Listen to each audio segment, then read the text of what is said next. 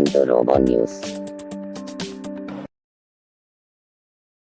తెలంగాణ గడ్డపై అడుగుపెట్టిన మా జననేత మాదిగల ముద్దుబిడ్డ మాన్యశ్రీ మందకృష్ణ మాదిగ గారిని ఘనంగా స్వాగతం పలికి అలంకరించి దక్కు వైద్యాలతో కళాకారులను నృత్యాలతో ఘన స్వాగతం పలకడం జరిగింది.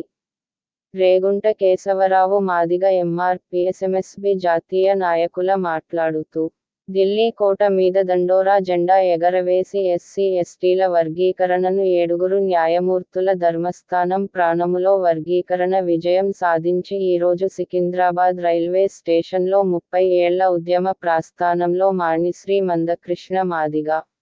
సుప్రీంకోర్టు 7 న్యాయమూర్తుల ధర్మస్థానం ద్వారా ఎస్సీ ఎస్టీల వర్గీకరణ తీర్పు అనుకూలంగా వచ్చినందుకు న్యాయమూర్తులకు ధన్యవాదములు తెలుపుతూ దీనికి సహకరించిన భారతదేశ ప్రధానమంత్రి నరేంద్ర మోడీకి కృతజ్ఞతలు తెలుపుతూ తెలంగాణ రాష్ట్ర ముఖ్యమంత్రి రేవంత్ రెడ్డి వెంటనే ఎస్సీల వర్గీకరణ చేపట్టి మాదిగ ఉపకులాల విద్యార్థులకు ఈ విద్యా సంవత్సరంలో ఉద్యోగ అవకాశాలు కల్పించాలని, ఆర్థిక అవకాశాలు కల్పించాలని గతంలో ఉద్యోగాల నోటిఫికేషన్ జారీ చేసినందున అట్టి నోటిఫికేషన్లు కూడా ఐసీయుల వర్గీకరణ అయ్యే విధంగా రాష్ట్ర ముఖ్యమంత్రి చేయుచున్నాము. రాష్ట్ర ముఖ్యమంత్రి సుప్రీంకోర్టులో న్యాయమూర్తుల తీర్పు వెలువడగానే అసెంబ్లీ సాక్షిగా